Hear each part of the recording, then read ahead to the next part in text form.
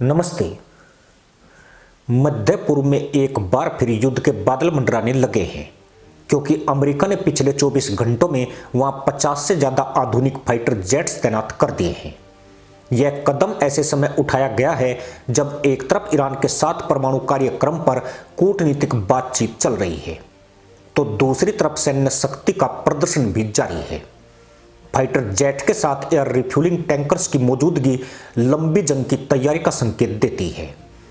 फिलहाल पूरी दुनिया की नजरें इस बात पर टिकी है कि क्या बातचीत से हल निकलेगा या ताकत का इस्तेमाल होगा। फ्लाइट ट्रैकिंग डेटा और स्वतंत्र निगरानी से पुष्टि हुई है कि अमेरिका ने F-22, F-35 और F-16 जैसे घातक विमानों की बड़ी खेप क्षेत्र में भेजी है। अधिकारियों का कहना है कि यह तैनाती हवा और समुद्र में अपनी पकड़ मजबूत करने के लिए की गई है। इन विमानों के साथ ईंधन भरने वाले टैंकर भी देखे गए हैं, जिसका सीधा मतलब है कि ये विमान लंबे समय तक हवा में रहकर ऑपरेशन को अंजाम देने में सक्षम है। यह अमेरिका की ओर से एक कड़ा संदेश है। सिर्फ आसमानी नहीं बल्कि समुद्र में भी हलचल तेज है। USS Gerald R Ford aircraft carrier अपने स्ट्राइक ग्रुप के साथ मध्य पूर्व की ओर बढ़ रहा है। इसके साथ 3 मिसाइल डेस्ट्रॉयर USS महान, बैनब्रिज और विंस्टन चर्चिल भी तैनात हैं। हालांकि इसे पहुंचने में अभी करीब 1 हफ्ते का समय लग सकता है, लेकिन USS अब्राहम लिंकन पहले से ही वहां मौजूद है।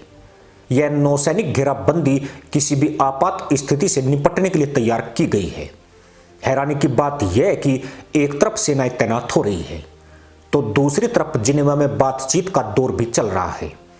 अमेरिका और ईरान दोनों ही परमाणु कार्यक्रम को लेकर हो रही चर्चा को सकारात्मक बता रहे हैं। ईरानी विदेश मंत्री अब्बास अरागची का कहना है कि बातचीत रचनात्मक रही है और अब आगे का रास्ता साफ दिख रहा है।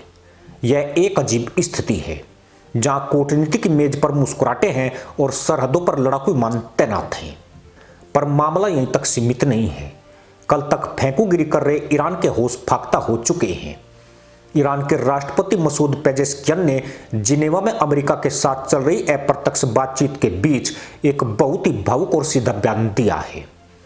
उन्होंने अंतर्राष्ट्रीय समुदाय की शंका को दूर करने की कोशिश करते हुए कहा है कि हम किस भाषा में कहें कि हमें परमाणु हथियार नहीं चाहिए और हम कभी इन्हें नहीं चाहेंगे। अगर दुनिया वास्तव में यह चाहती है कि ईरान के पास न्यूक्लियर वेपन न हो, तो हम उनके किसी भी तरह के वेरिफिकेशन के लिए पूरी तरह तैयार हैं।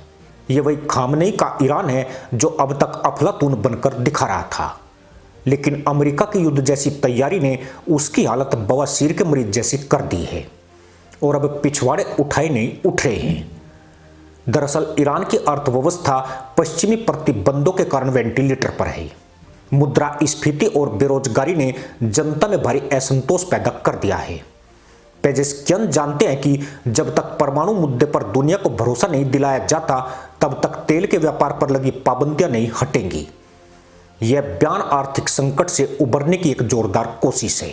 पिछले 24 घंटों में अमेरिका द्वारा 50 आधुनिक फाइटर जेट्स की तैनाती ने ईरान को रक्षात्मक मुद्रा में ला दिया है। यह भारी सैन्य जमावड़ा संकेत है कि बातचीत फेल होने पर युद्ध का विकल्प खुला है। पेजेश्कियान का वेरिफिकेशन के लिए तैयार होना दरअसल युद्ध को टालने और कूटनीति को मौका देने का एक तरीका है। ईरानी नेतृत्व के लिए वेनेजुएला और इराक का उदाहरण किसी बुरे सपने जैसा है। 3 जनवरी 2026 को अमेरिका द्वारा राष्ट्रपति निकोलस मादुरो और उनकी पत्नी की गिरफ्तारी ने तेहरान में खतरे की घंटी बजा दी है।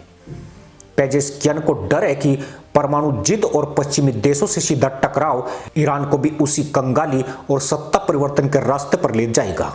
इसलिए किस भाषा में कहे जैसा हताश बयान देकर वे कूटनीतिक कवच तैयार कर रहे हैं, ताकि अपनी सत्ता और देश को विनाशकारी अंत से बचा सके। ईरान पर लगातार आतंकवाद के पोषक और अस्थिरता पैदा करने वाले देश का ठप्पा लगाया जाता है। पेजेश्कियान खुद को एक सुधारवादी नेता के रूप में पेश करना चाहते हैं। सीधा संवाद और पारदर्शी जांच की पेशकश करके वे दुनिया को यह संदेश देना चाहते हैं कि ईरान एक जिम्मेदार राष्ट्र है, न कि कोई परमाणु खतरा। ओमान की मध्यस्थता में चल रही गुप्त वार्ता में ईरान पर दबाव बहुत अधिक है। ऐसे में यह सार्वजनिक बयान देकर पेजेश्कियान ने गेंद अमेरिका के पाले में डाल दी है। वे यह दिखाना चाहते हैं कि हम तो सब कुछ दिखाने को तैयार हैं। अब अमेरिका को अपनी जिद छोड़कर समझौता करना चाहिए। मतलब पूरी तरह साफ है, ईरानवी मुल्लाओं के बीच से फूंस का घोड़ा साबित हुआ है। जैसे पाकिस्तान बड़ी बड़ी बकलोली करके मदरसा पैदाइश से गधैया नर्तक कराता है, ईरान ने भी उसी मुल्लाई नक्शे कदम पर चलकर दुनिया के जाइलों से हुओ कराने की कोशिश की। लेकिन अमेरिकी ताकत देखकर और सिर पर मौत की घंटी से पिछवाड़े कांप उठे हैं। इसी के साथ अनुमति दोस्तों, जय हिंद, वंदे मातरम।